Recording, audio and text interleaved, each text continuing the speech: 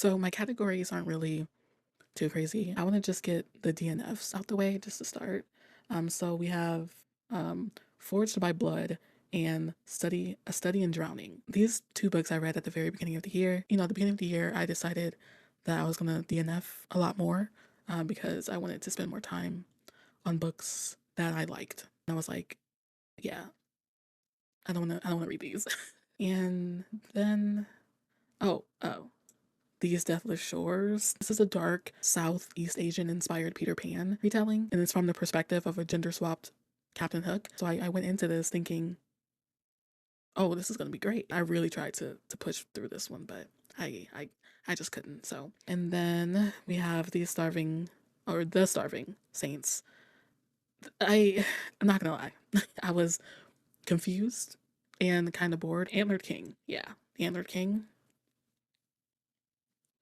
This is the conclusion to the Raven Strait duology, taking place 4 years after the events in the first book, The Gilded Crown, one of my favorite books last year. So I was really, really excited to see where the sequel was going to go. And I think this may be my biggest disappointment of the year. Oh yeah, This Cursed House, I did DNF. We follow this woman in 1960s New Orleans. She moves from Chicago to work for this mysterious, wealthy family, and she hopes that she can kind of move, or rather escape from the demons of her past. Very quickly, we find out that this family is under a curse that prevents them from leaving their home, which is on a plantation. And our main character is called there because they think she can break this curse. Honestly, I'm thinking right now, I can't remember why, like exactly why I DNF'd this one. I think I wanted a horror novel, but I feel like this may be one I might return to. I feel like I could be in a better headspace now to read it rather than when I read it earlier in the year. But we'll see. Is that all the DNFs I have? Oh wait, Bloodmark. This is the second book, by the way, to Legendborn, which we'll talk about later. It was just a bunch of nothing that was happening in that book. And I know like second book syndrome, blah blah blah, but Bree as a character is not interesting to me. None of the characters actually are interesting. Like I'm even less interested in the male love interest slash side character, Cell, and Nick. I just don't care. I don't care enough. Um, Unfortunately. Okay, yeah, my DNFs are done. We're good. So we can focus on the rest of the tier list. I'm gonna open up Storygraph so I can kind of go in order of when I read these. I'm so happy I made an effort to track my books this year because last year I did like a wrap up and then later I found out that I was missing like 5 books and Storygraph makes it so easy. The glitz and the glamour of like some of the other apps, I can't do it. It's too much for me. Storygraph is just it's perfect. Right, first up, Mistress of Lies. This was my first book of the year. I remember not being super impressed um about it or being like kind of disappointed or like underwhelmed. I was happy to finish it because I feel like it did have potential and I did like one of the side characters and I was hoping the second book when it came out that it would kind of explore um that character a lot more. I haven't read the second book. It's out now. Maybe I will. Maybe I won't. It's not really high on my list. We're gonna put you in just okay. Next up, The Children of Gods and Fighting Men by Shauna Lawless. This book is the love of my life. I hooted. I raved. Since we're on this book, I am just gonna talk about the series because I did complete this entire trilogy this year. Fantastic Irish mythology story. Shauna Lawless was a new author to me this year. I'm so impressed, enamored with her character work. I'm just gonna go ahead and put all of the books into favorites of the year. So we got Children of Gods and Fighting Men, Words of Kings and Prophets, and The Land of the Living and the Dead. I also later in the year, I think in November, I did decide to read the novellas.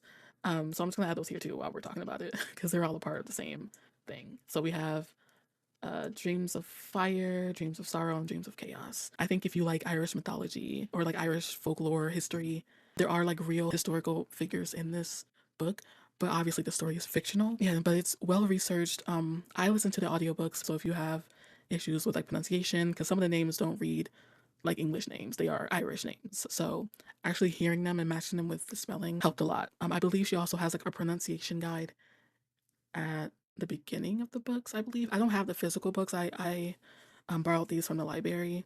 So I don't have them anymore. But I believe she has like a guide at the beginning of each book. So one of my goals for the year was to read my favorite movies. Pride and Prejudice was my first pick. The 2005 Pride and Prejudice movie with Keira Knightley is one of my favorite movies.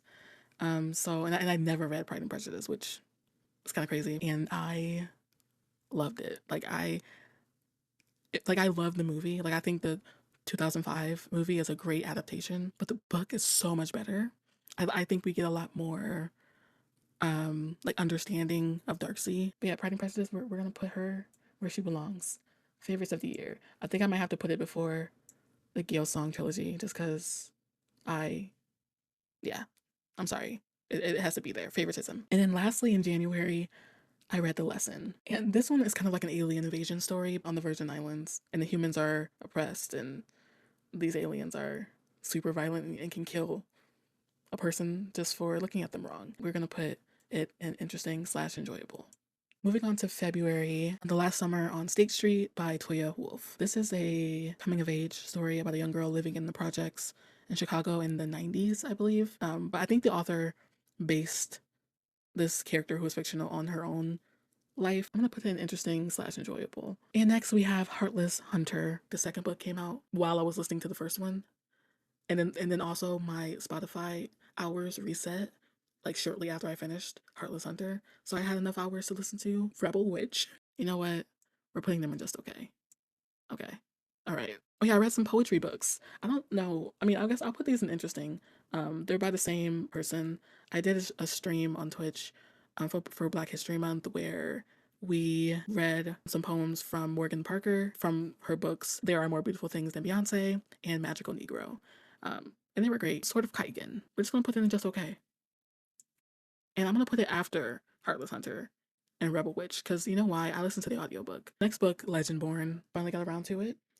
And I can finally say it was just okay. You know what? I'm putting it um I put it before Sword of Kaigen. Sword of Kaigen did make me cry. I'm not gonna lie. I did sob at a particular part in this book. So you know what? Maybe we'll put Sword of Kaigen before Heartless Hunter. These Burning Stars by Bethany Jacobs. And wow, this was a fantastic book. I'm gonna put it into favorites of the year. I'm also just gonna put the second book on Vicious Worlds here as well. Um, because I do consider the entire trilogy like a 5-star trilogy, even though some of the books don't really hit as hard as the first one. The first book is just fantastic. I was obsessed. A Sea of Unspoken Things by Adrienne Young. Oh my god, I don't even know if I could put this in just okay, but I don't want to put it in bad either. I needed to put another section between just okay and bad and be like disappointed. Okay, we're putting it in just okay. However, just think of it as a very low tier. Just okay. Like that it's falling off the bone of just okay to where it's like dipping into another like non-existent tier I don't have here. Okay. Thank you. Okay, so next we have Angels Before Men or Before Man. This is another one that I feel like is on par with A Sea of Unspoken Things. Back to back disappointments, because next we have Iron Widow. I almost want to put it in bad, but I think that's mean. I did enjoy it more than. Did I enjoy it more than? I'm gonna put them in between. Yeah. And next we have another book that was not good. This one deserves to be in bad. It belongs here. Moving on. Most Ardently. I did not like this, unfortunately. I really wanted to, especially with the queer retelling of it all, but I just think this story lost a lot of what made Pride and Prejudice good. I think also that it relies on you, the reader, having already seen or read Pride and Prejudice without giving us more in-depth um like reasonings on why our two leads, Darcy and Oliver, should like each other or would like each other. Which I don't like. I don't like that. I just think that like if you're gonna write a retelling and make a completely new character, who's also significantly younger than what Lizzie was in the original, I think you need to make it make sense. I don't think it deserves to be next to the orc story. So we're gonna put it here. I'm putting it right next to Angels Before Man. Next we have House of Beth. I think I'll put it after Mistress of Lies. Plus Size Player by Danielle Allen. Um, So this is the second book to the first. Oh my god, what was the first one called? Curvy Girl Summer, I think. Which I had a blast with that book. I loved that audiobook. 10 out of 10. I think this one fell kind of flat compared to the first one. I feel like we didn't really get to see how these two characters fell in love with each other. We just know that they just had amazing sex. I will be putting her in just okay, but I'm gonna put her here. Next, we have Human Acts by Han Kang. I loved this book. Such a unique way of writing a story. So yeah, we're gonna put Human Acts in interesting slash enjoyable. Next, we have I Love Most Fatal. This is another romance book. Okay, you know what? I'm gonna put it before Angels Before Men. Catabasis or Catabasis by R.F. Kuang. I'm gonna put it in interesting. I'm putting it right here at the end. I think, well, yeah, I'll put it right there. I think that fits. Moving on to the Secret Book Society. I almost want to put it in bad. I almost do. I think I will. Actually, you know what? Maybe putting it in bad is too much. I'll just stick it at the end after, oops, after Most Ardently. Hello. Next, we have Daughter of the Otherworld by Shauna Lawless. This came out this year. Oh, I want to say it came out in November. I can't remember. Maybe before that, maybe in October or September. But this is the second era of the Gilsong trilogy. So this is the first book of the second part of that trilogy, from the same world, same lineage, family lineage, and everything. Um, and oh my god, y'all, I was on the edge of my seat anticipating this book because after reading the last book of the Gilsong trilogy, I was like, I need this. I need the second book. I mean, I need the next trilogy. I need it now. Favorites of the year. I'm putting it here next to the other Gilsong books. Next, we have Sky Daddy, which is about a woman who is sexually attracted to trains. I'm putting this after the Gilsong. The last book on my, oh, wait a minute. Why is, okay, wait, I forgot about a book for my DNFs. It's Longborn. Um, by Joe Baker, I think that's the author. This is a retelling of Pride and Prejudice again, but it is told from the perspective of one of the maids that works at Longbourn, which is the Bennett house. Um, and this was not good.